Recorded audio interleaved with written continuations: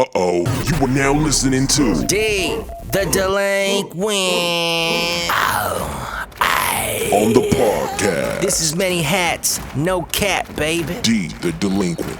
Many hats, no cap. Welcome to Many Hats, no cap with Delinquent. Yo, hopefully you're watching the visual for this one because I am going to share a picture with y'all that absolutely prove ghosts are real. They are fucking real. Yeah, this is going to be one of those episodes where I'm going to get into some spooky stories, some scary supernatural events. I'm taking a break from the jobs and things right now, but this is Many Hats, no cap, and I'm going to share with y'all some real shit that I've been through.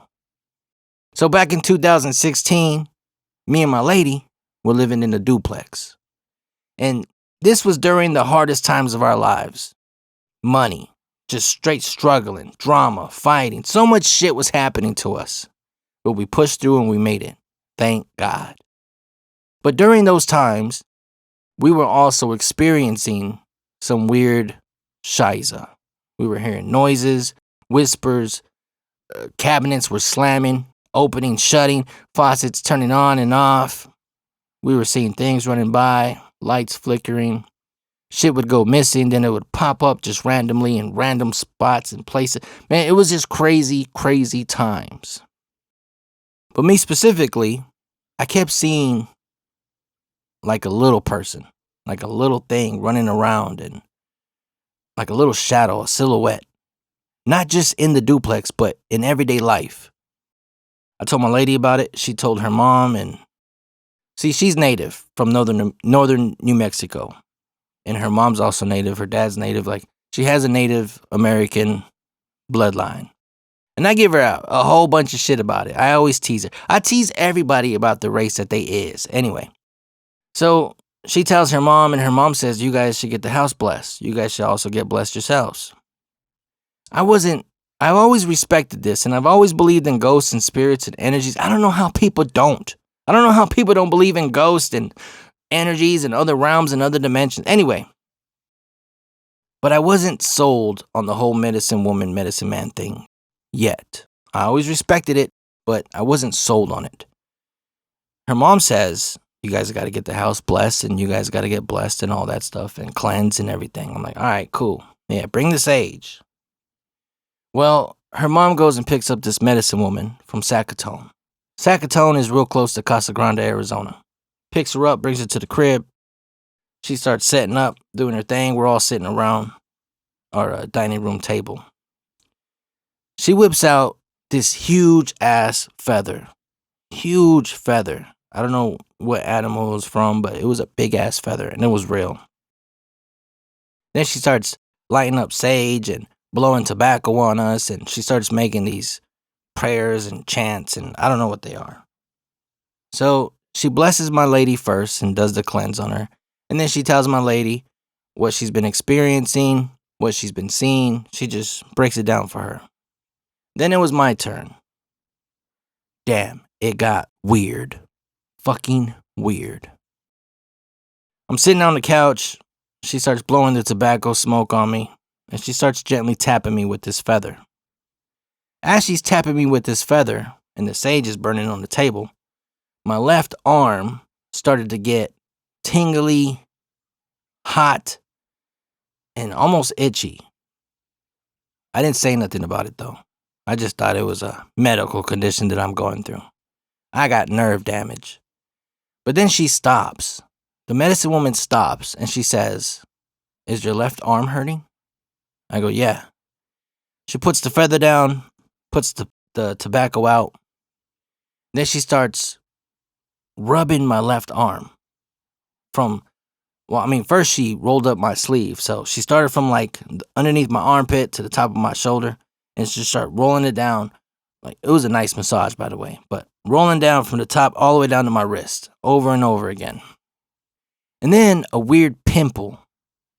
That's the best way I could describe it. A weird pimple started to form on my forearm. And then she started rubbing that spot in circular motions with her thumb. I shit you not.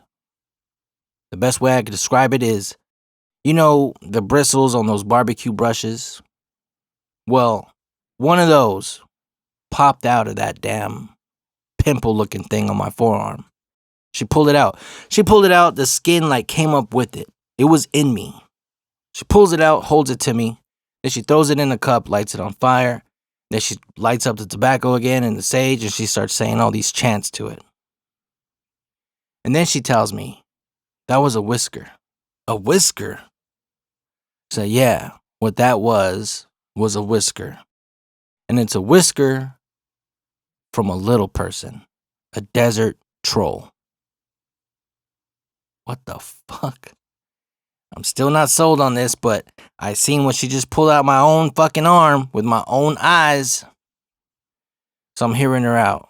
And then she says, these things like to play and manipulate and just fuck with you. I'm like, all right. And she goes, but here's the thing. It now knows that you know about him. You are going to see it one more time before it leaves your life. I'm like, all right, cool. And then she said, when you see it, don't be scared. It'll be all right. That night, bro, that same fucking night, we're getting ready for bed. I go to the bathroom. I just wanted to wash my hands and wash my face. I closed the bathroom door. And then I heard a weird wrestling. Really weird. I thought it was our dog Ziggy. I thought he was in there with me. So I didn't think nothing about it. I started washing my face. And when I looked up at my reflection, on the bottom corner, so right behind the door, in the corner, see, we had towels. Right when you open the door, it would like cover these towels that we had there. And when you close the door, all the towels are there exposed. And then it was this nice space, maybe like a 4x4, 4 inches tall. 4 feet tall, 4 feet wide, and 4 feet deep. There was like this huge little space where you could put shit in. A shop vac. Fucking, I don't know what the hell they expected you to put in there, but that space was there. So on the corner of the mirror, on the bottom corner of the mirror, I can see something moving around in that little area. I look real quick, and there it was. Fucking troll. I can only say troll because that's what she called it, but if I had to describe this thing, it looked like an Ewok from Star Wars. It was all black, super black, thick fucking hair, and around its mouth it had like gray, whitish hair, and it had pointy ears like a dog. Yeah, the shit was just hairy. And the eyes on this fucking thing were huge, like baseballs. And it was staring at me, like trying to morph into the corner, morph into the wall. It was just like trapped, like stuck, and it was just blinking at me, looking at me. And I'm looking at this thing. And then I just start freaking out, and I go, what do you want? Who are you? What the fuck? You know, I'm just nailing it with all these fucking questions. And it's blinking its eyes all fast and just staring at me. But as I'm yelling at this thing, it starts to become transparent. And then it slowly just disappeared. I open the door right away. I run out. I tell my lady what I seen, and she's like, calm down. Calm down. The medicine woman said you would see it one last time. Fucking crazy, bro. And I gotta be honest, I've never seen it again. We've never experienced the type of shit that motherfucker was putting us through. No more running around little people in my life and shit. We've experienced other things after that, but the shit that thing was causing just stopped. It was over. It's crazy. Here's another one. So our son was born. 6 months after he was born, we started to go through some things again. Weird dreams, hearing weird noises around the house, seeing shadows run across, lights flickering. Just random shit was happening. My lady said, well, the baby got to get blessed and get his native name. So we're going to see the medicine woman again.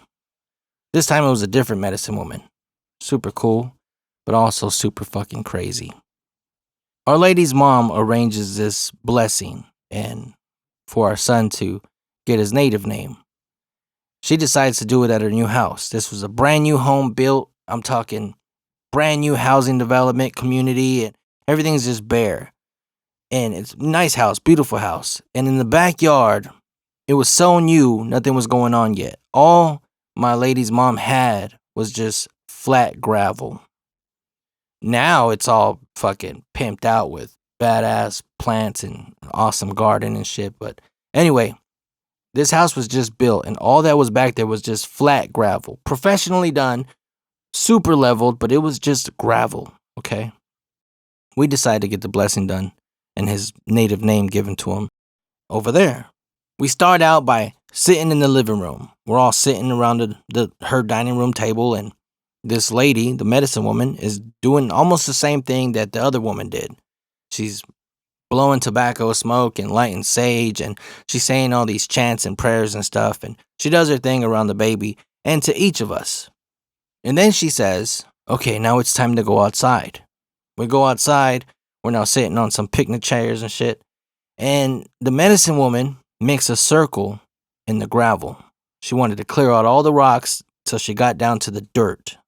It was important that dirt was only exposed. She made a circle about, 3 feet wide. And then she says the baby has to stand in this circle barefoot with the dad. I am dad. And she says, you also have to be barefoot. Oh, fuck, man. So I take my shoes off and my socks off. We're getting my son's socks off. And as we're getting ready, the lady's also getting ready too to do some stuff. And she's like mixing up a drink. And she's like, before we get in the circle, it's important that the baby drinks this first. Oh, great. I always give my lady a bunch of hell for being native and stuff. I make these stupid jokes. But yeah, I'm cracking jokes, what the fuck, man? He's gonna make my son drink mud. Sure enough, this lady put together like a mixture of clay, fucking mud, and made my son drink it. I'm all concerned and shit. My son's only 6 months old and he just downed a whole fucking cup of mud.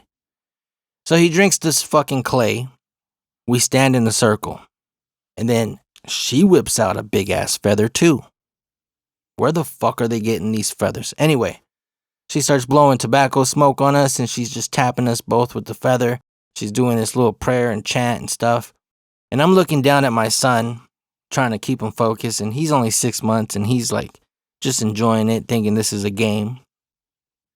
Then a shadow casted over us. Crazy shadow. I look up and then I'm not making this up, man.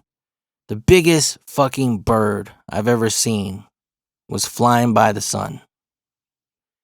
And then she said, the medicine woman, she said, his people have given him his name. His people? What the fuck? And then she says, it's Flying Falcon. Okay. I look down at my son and I swear to God, in between his feet was a baby frog. A little frog. Our son was born in the summertime, so around this time, it was cold.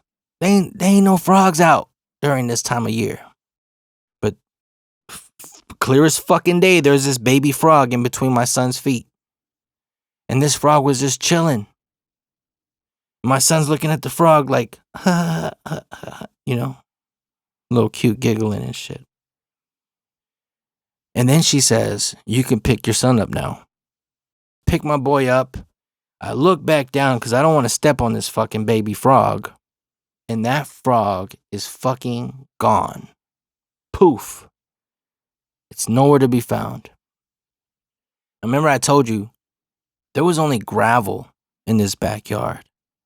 You could see everything around that yard. Crickets, lizards, all that shit.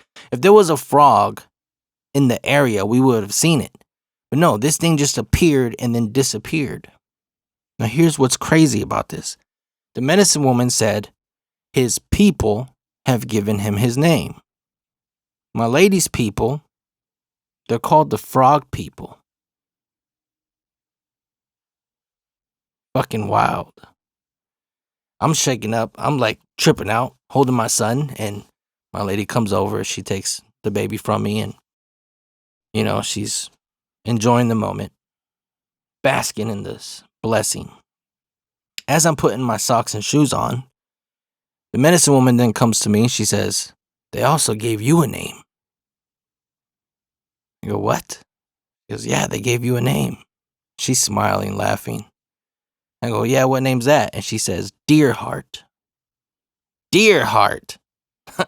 Deer Heart? Like, why can't it be fucking Lion's Paw or Tiger Eye or fucking Raging Bull or some shit? But no, Deer Heart. She breaks it down to me and yeah, I'm cool with that. She pretty much said that it symbolizes gentleness, grace, and renewal. And the deer symbolizes like a connection between spiritual realms. And heart just emphasizes all that. So yeah, I'll take that. Crazy experience, bro. Now, to the picture, to the proof, to the fucking ghost proof picture.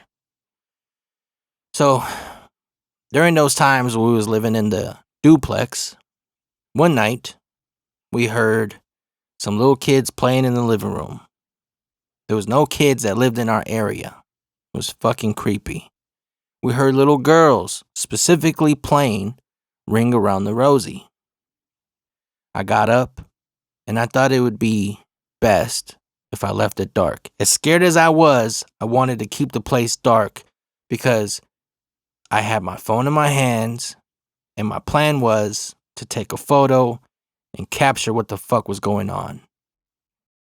When I go into the living room, all of the noise and the singing stopped. All the giggles, everything just stopped. But I took pictures anyway. I didn't capture anything in the living room, but I pointed my camera towards the kitchen. And I caught this. It's like a little figure standing in front of the sink. And I don't know about y'all, but to me it looks like a little girl looking right at me. Yeah. Crazy, bruh.